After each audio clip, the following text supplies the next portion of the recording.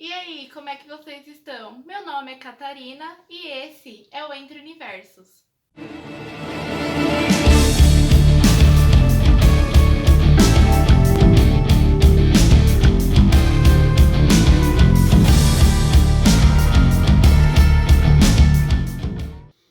Hoje eu vim falar com vocês sobre as minhas leituras de abril e pra quem viu, acho que meu outro vídeo, o vídeo de leituras de setembro, eu falei que eu ia participar da maratona, né? Então eu vou trazer pra vocês também os desafios que eu participei e tudo mais. Bom, vamos lá. Como a maratona só começou no dia 15 ou 16, eu tava lendo alguns livros antes, né? Eu vou começar por eles e depois a gente vai pro que eu eventualmente irei na maratona.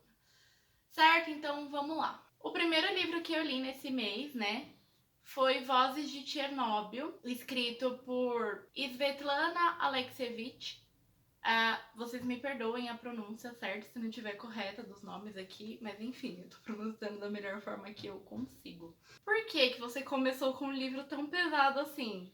Gente, é Halloween, é o mês do terror, né? Enfim, tem coisa mais horrível do que a realidade que a gente vive? Não, não tem, meus amores. Então eu decidi começar nesse livro mesmo. Eu acho que é bem difícil alguém que não conheça a história de Chernobyl. Mas enfim, só para dar uma situada aqui, em abril de 86, né, o reator 4 da usina nuclear Chernobyl, ele explodiu. E aí, tipo, o teto, assim, voou longe. Foi um desastre nuclear muito importante para a história. A gente estuda sobre isso na escola, porque até então nada desse estilo tinha acontecido, né? Ninguém tinha tido contato com isso. E eu gosto muito de pesquisar sobre isso. E aí eu decidi ler esse livro. Bom, vamos lá. É óbvio que depois de explosão, causou morte, causou desgraça. A radiação, ela contaminou tudo, ela contaminou os animais, as pessoas, enfim, né? Tudo. Eu jamais podia estar preparada para esse livro. Assim, nada na vida nunca iria me preparar para ler esse livro. Eu favoritei, eu dei 5 estrelas. Assim, eu quero ler tudo que essa mulher publicar. Eu achei que ia ser meio que um relato sobre as pessoas que estavam ali na usina, né? Os familiares que, enfim, tiveram as últimas palavras ali com as vítimas e tal. Mas não, gente, é muito maior do que isso. Sabe? A Svetlana, ela vai atrás de pessoas que moram ainda na zona contaminada. Ela foi atrás de mulheres que os maridos, né, eram liquidadores de desastre. Aí, tipo, não sei. Pode vir alguém falar pra mim o que é um liquidador. Durante o desastre, aliás, depois que o desastre aconteceu, os homens eles eram convocados pra ir lá e limpar a bagunça. Então, muita gente foi contaminada, o governo não falava o que estava acontecendo, as pessoas não entendiam nada e dá muita raiva nesse livro, porque o tempo inteiro a gente fica tentando procurar um culpado do que tá acontecendo. Eu já tinha assistido a série, pra quem ainda não viu, eu super recomendo, é uma série incrível, Chernobyl. Mas assim, a dimensão, a tristeza das pessoas falando sobre isso, gente, é impecável. Não tem muito o que falar. E como eu tentei encontrar um culpado, eu acho que cada pessoa que lê o livro vai ter uma visão diferente, enfim. Mas assim, pra mim, o culpado é a ideologia, né, com que as pessoas são criadas, é óbvio, porque a autora mesmo diz que no dia que aconteceu o desastre, foi o dia que o comunismo morreu. Então, a ideologia é um pouco culpada. Ela até fala sobre ensinarem para as pessoas desde pequenas que a vida delas não vale nada, sabe? Que elas têm que se sacrificar pelo mundo, pela nação, e enfim, não é bem assim. E ao mesmo tempo, dá raiva porque a gente vê outras pessoas, são vários pontos de vista, e a gente vê pessoas ali que tiveram contato com gente do governo, e o governo tava salvando as suas famílias, mas falando pro povo que tava tudo bem, que era pro povo ficar calmo. Então, assim, é uma coisa que revolta a gente, que dá muita raiva. E o final desse livro, como se fosse um epílogo, a gente tem ali o discurso discurso dessa mulher incrível quando ela vai ganhar o Nobel de Literatura. E assim, gente, que discurso é esse? Enfim, só leiam. Eu sei que eu não tô fazendo aqui quadro de recomendar, mas assim, pra mim é um livro que ficou obrigatório as pessoas lerem. Porque é um livro que não é fácil de ler, é um livro que machuca, mas é um livro que faz a gente ter mais simpatia com outras pessoas, sabe? Sobre todos os pontos de vista. Aí, eu fui pro... Na verdade, não foi um segundo livro, eu li paralelo enquanto eu li A Voz de Chernobyl. Eu não sei se já saiu o vídeo na hora que eu tô gravando esse, ou se ainda esse vai sair primeiro, eu não sei como é que vai ser. Mas eu gravei um vídeo falando sobre hábitos de leitura e tudo mais. E eu falo isso, se você lê um bagulho muito, muito, muito pesado, leia alguma coisa mais leve junta, e foi exatamente isso que eu fiz, porque eu não ia conseguir. Porque cada vez que eu li outro livro, eu começava a chorar. Eu li o livro em 6 dias e não teve um dia que eu não chorei. Então, assim, eu precisava, sabe? Esse segundo que eu li foi A Menina dos Olhos Molhados. Era um livro que eu tava enrolando há muito tempo pra ler. Eu fiz a releitura do primeiro livro dele, né? É uma duologia. Azul da Cor do Mar, eu fiz no ano passado. E aí, esse livro aqui, tipo, a visão do menino, né, sobre o romance. Então, vamos lá, assim, o nosso protagonista, o Bernardo, ele é um jornalista bem-sucedido, de 25 anos, e ele trabalha na Folha de Minas. E aí... Ai, gente, aquela preguiça, né, de sempre, o romance hétero. O cara pega todo mundo porque ele é o garanhão e todo mundo quer ele, e aquela coisa chata de sempre. E aí, a menina lá, a Rafaela, que é a protagonista do Azul da Cor do Mar, ela é contratada como estagiária pra Folha de Minas. E aí, ele se irrita porque ele não quer a menina com ele. E aí eles ficam ali discutindo, é bem acalorado o livro. Até que, né, eventualmente é um YA contemporâneo, então a gente sabe qual vai ser o fim. Vamos lá. Esse livro, ele é dividido entre passado e o presente. Então, cada capítulo, ele começa, tipo, 6 anos atrás. 4 anos atrás. E aí ele vai fazendo isso pra gente ver o porquê que ele é da forma que ele é, né? E até pra encurtar, porque no final do livro ele conta tudo pra Rafaela. Então até pra poupar o trabalho de ter que escrever tudo ali, né? Na última hora. Enfim, vamos lá. O que eu gostei desse livro? Porque foi um livro que eu achei muito problemático, sinceramente. Então eu vou dividir aqui em 2 partes. O que eu gostei? O Bernardo, ele, por ser mais velho, né? A Rafaela tá ali terminando a faculdade, ela tem uns 21. O Bernardo, ele tem um passado, ele tem uma bagagem emocional muito maior do que a Rafaela, porque no primeiro livro, se alguém for ler ou já leu, sabe que a Rafaela, ela é bem menina, ela é bem adolescente, aquela coisa fantasiosa. Tanto que eu adorei o primeiro livro. E ele não, né? Ele tem uma carga emocional mais pesada, ele tem ali um passado conturbado, que fez ele ser o que ele é. Não vou mentir, gente, eu amo Enemies to Lovers, pra quem não conhece com esse nome. É o típico romance cão e gato, sabe? Os dois estão sempre discutindo, os dois eu adoro. Pra quem for ir acompanhando o canal, vai perceber. Teve um outro vídeo que eu já falei, a Nesta e o Cassian também. É todo o mesmo tipo de romance, pra mim é o que funciona, é o que dá certo, é o que eu gosto. Mas vamos lá. Foi basicamente isso, assim. Eu gostei de ter visto a visão dele dos fatos. Eu acho que... Eu já ouvi algumas pessoas falarem que não gosta de ler um livro quando, tipo, tem a visão da menina e do cara, ou enfim, de ambos os personagens. Porque fala que repete a mesma história. Eu gosto, porque a gente sempre tem 3 versões da verdade, né? A gente tem a verdade de como aconteceu os fatos, a gente tem a visão de uma pessoa e a gente tem a visão da outra. E eu gosto disso tudo porque no livro da Rafaela tem muita coisa que ela não conta pra gente. E o Bernardo conta nesse livro. Então, coisas que pra um é importante, pro outro não foi tanto. Então eu gosto de ter esse choque, sabe? Mas vamos lá. O que me incomodou nesse livro? Ele fala muito de referência de série investigativa norte-americana e ela joga isso o tempo inteiro na nossa cara. Eu não ligo pra referência, eu sou uma pessoa muito de boa.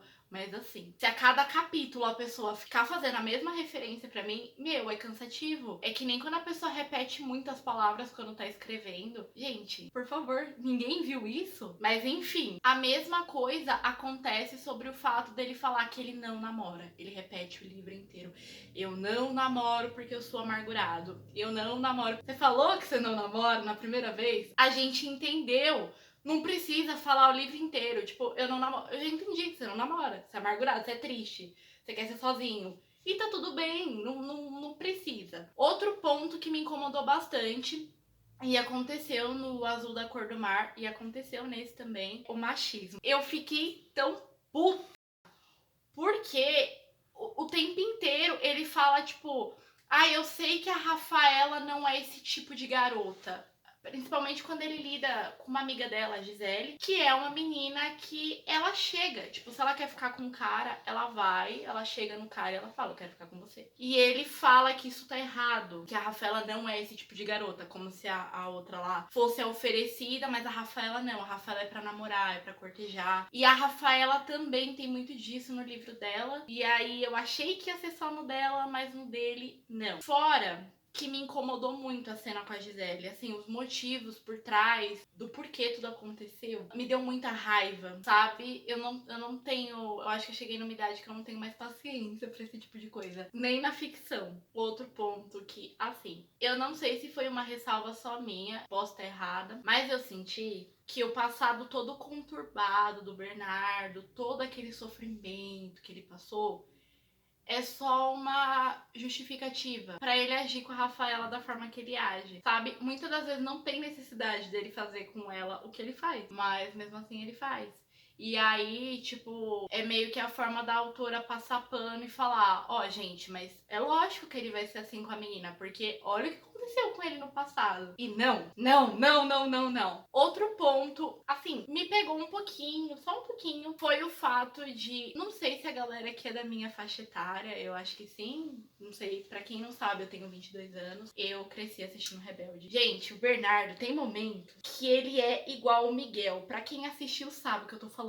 Ele quer certas coisas da Rafaela e ele pressiona ela, igual o Miguel fazia com a Mia, e isso me deixou brava, porque, gente, é simples. Se a menina já falou que não tá pronta, ela não tá pronta. Se ela tivesse, ela já teria feito. É simples assim. Nossa, eu fiquei indignada com esse livro. Ainda assim, eu dei uma nota muito boa, porque eu tava no calor do momento. Dica pra qualquer um aí. Terminou de ler um livro? Senta, respira, dá uns 2, 3 dias, depois você avalia o livro. Porque eu dei uma nota muito alta e assim, eu vou ter que abaixar. Porque depois que eu tava até fazendo o roteiro desse vídeo, eu falei, gente, não é possível. Mas enfim, maratona começou. E aí a mina dos olhos molhados ainda tava naquela coisa ruim. E aí eu falei, bom, eu tinha escolhido, pra quem não sabe, eu falei no outro vídeo, a minha equipe era a equipe Manhosa, que ela é descrita como para leitores dengosos que enrolam para participar das maratonas, mas jamais ficam de fora. E, de fato, né, essa sou eu. O primeiro desafio que tinha lá, que na verdade eu adequei o castelo animado aos 2 desafios. Era um livro com um detalhe, algo preto na capa, e um livro que está enrolando para ler. Eu tava postergando essa leitura há muito tempo. Então, falei, por que não, né? E é um livro mais infantil. De novo, se vocês têm ali próximo à minha idade, vocês já devem ter assistido, muita gente conhece o Castelo Animado, pela animação do estúdio Ghibli. Ele foi escrito pela Diane Wynne Jones. É uma fantasia middle grade. E aí eu pesquisei direitinho pra tentar explicar pra vocês o que é, porque a gente não tem nada disso aqui no Brasil. Pra gente, os mais conhecidos aqui são a leitura infantil e infanto-juvenil. Mas o middle grade, ele tá entre infantil e infanto-juvenil. Ele é uma indicação, um gênero, onde você é recomendado para crianças de 8 a 12 anos. Aí eu tava pesquisando e nas minhas pesquisas eu vi que é um tipo de gênero que ele foca mais na história em si do que no desenvolvimento pessoal do personagem. Então, vamos lá. A história se passa na terra de Ingary, e é uma terra mágica. A gente vai acompanhar a jornada da Sophie, né, que é uma menina que ela só trabalha, ela vive pro trabalho, ela é praticamente uma escrava. E aí, um dia acontece uma coisa muito ruim na vida dela, um problema pessoal, e ela vai, a jornada dela, a vida dela começa a partir daí, porque aí ela tem que sair de casa e procurar uma resolução para esse problema dela. No meio desse percurso, ela vai conhecer o Mago Hall, que é o dono do Castelo Animado. Ela vai conhecer também os habitantes ali do Castelo Animado. A aventura da vida dela começa, sabe? Eu me apaixonei por esse livro. É um livro muito cativante, é um livro gostoso de ler, fácil. Nossa, toda aquela coisa ruim que eu tinha tido até então, eu falei, é isso. Veio pra mim, entendeu? Recomendo também pra todo mundo ler, é um clássico, né, gente? E eu já não vejo a hora de continuar lendo aí a trilogia. Mas aí, eu pensei assim, como na minha equipe tinham 3 desafios e eu acabei usando 2 pra um livro e um pra outro, eu falei, não, vamos pegar desafio de outra equipe também.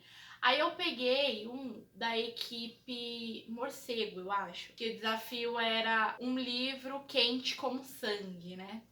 É o famoso livro hot. E aí eu voltei às minhas origens de novo e peguei Playboy Irresistível, que eu tava ali também enrolando pra ler.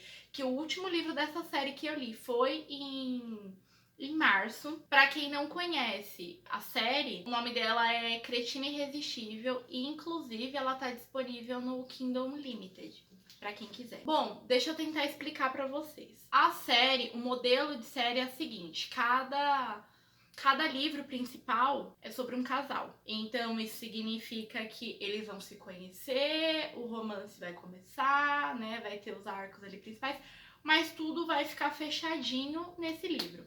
E aí tem os livros 1,5, 2,5, 3,5, que ele vai dar uma continuidade, mas ali, nesses livros menores, os personagens principais de todos os livros eles vão estar juntos, porque eles são amigos, né? Sempre tem um que liga com o outro e por aí vai. Esse aqui, no caso, ele é dividido na visão da Hannah e do Will. A Hannah, ela é uma menina workaholic, ela é extrema, ela vive no laboratório, ela vive na faculdade, ela não para de estudar, essa menina, nem de trabalhar. E aí, o irmão dela, chega um momento que o irmão dela fala pra ela, querida, para um pouco, calma, você não tá vivendo a tua vida, tipo, uma hora depois você vai querer viver, você não vai poder, porque o tempo já vai ter passado. E ela fala, putz, é mesmo, né? Eu nunca curti nada na minha vida, eu sempre só estudei e trabalhei. E ele fala pra ela, então, você lembra do meu amigo Will da faculdade? Ele sabe equilibrar a vida pessoal e o trabalho, por que você não liga pra ele pra aprender como é que faz? Mas assim, mal sabe o irmão dela que ela tem uma queda pelo Will desde a adolescência, assim, ela sempre teve. A diferença de idade deles é boazinha, sabe? Ela tem 24 e o Will tem 31 no tempo atual. Então, ela sempre teve uma queda, ele sempre foi o motivo das fantasias dela. E ela é aquela nerd, aquela coisa. E o Will também é. E de novo, né, gente? A coisa do homem hétero de sempre. O cara é um garanhão, ele tem todas as mulheres, ele é rico, ele é bem sucedido, ele é foda no trabalho dele. E aí vai vir a garota que vai virar o mundo dele de cabeça pra baixo. E ó, meu Deus, como eu vou lidar com isso? É basicamente isso. Aí, como eu falei pra vocês, sempre tem alguma coisa que linka um livro com o outro. No caso, esse personagem a gente já conhecia ele. A gente conhecia ele do segundo livro, porque ele é melhor amigo do Max.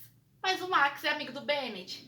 E o Bennett é o protagonista do primeiro livro, o Max do segundo, e agora tem o Will, que é do terceiro, e assim vai. As meninas também, né, todas as namoradas são amigas. É um típico clichê de friends to lovers aqui no caso, né? Eles ficam amigos, depois eles se apaixonam. E assim, o que eu tenho pra dizer? Eu gostei muito do clima dos personagens, o flerte, a mecânica da coisa. A Hannah, ela é uma personagem que, gente, ela fala cada coisa que eu cheguei a ficar com vergonha. Eu falei, meu Deus, essa menina não tem desconfiômetro nenhum pra falar com as pessoas.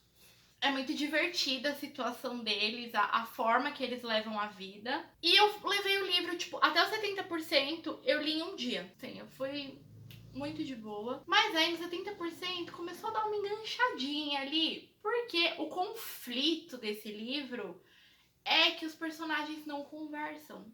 E isso vai me estressando. Além deles não conversarem, a Hannah, ela toma certas atitudes como se o Will fosse obrigado a saber o que tá passando na cabeça dela. E ele quer conversar certas coisas com ela, mas ela não quer. Mas ela acha que ele vai adivinhar e ela quer cobrar e...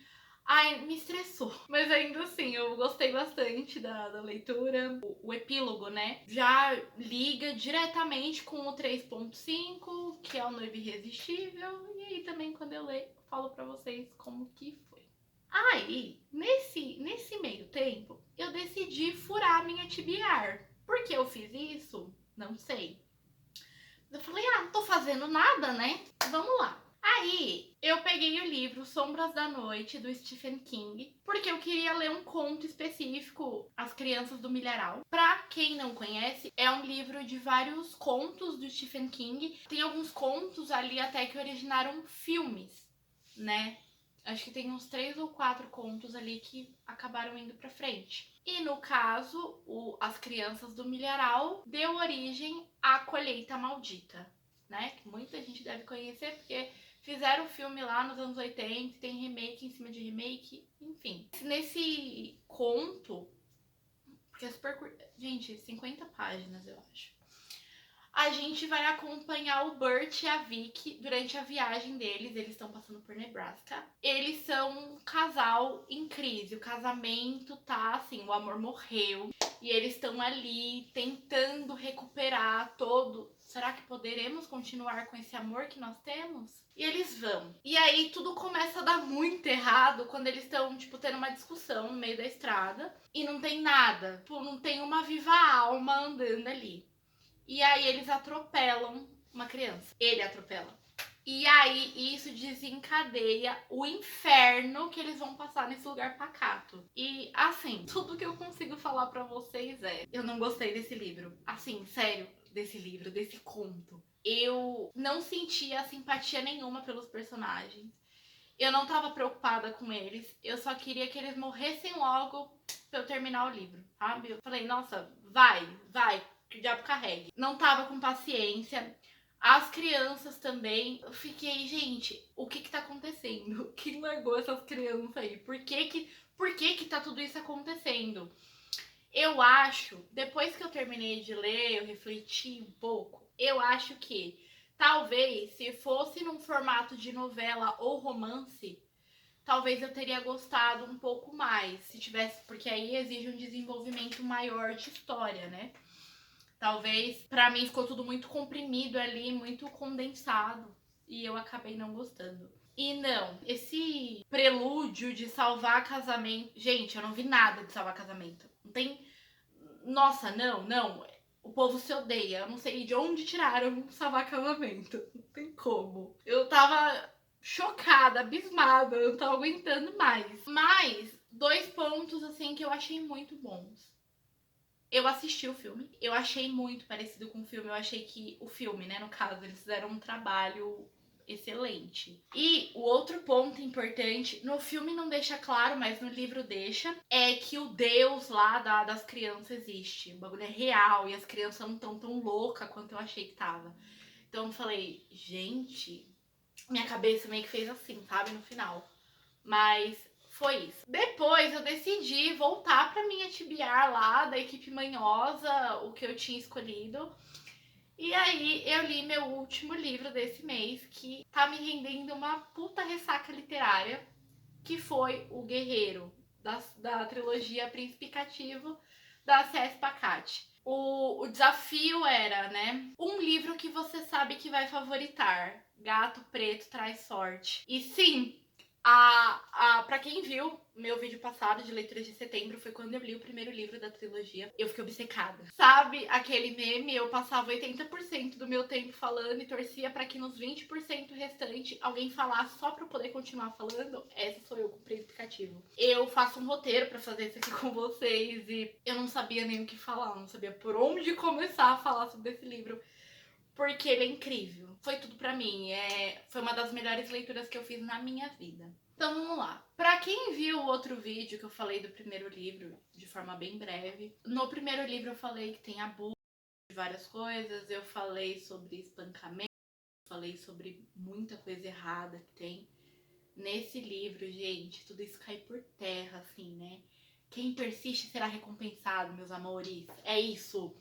E aí, a narrativa muda de uma forma incrível. Nesse volume, né, a gente vai acompanhar o Laurent e o Damien, que são os protagonistas da trilogia. O Damien, né, ele vai como um guerreiro, um soldado, porque é uma continuação direta do primeiro livro. Então eles estão numa iminência de guerra. E o Laurent está tentando evitar a todo custo essa guerra. E o Damien tá ajudando ele.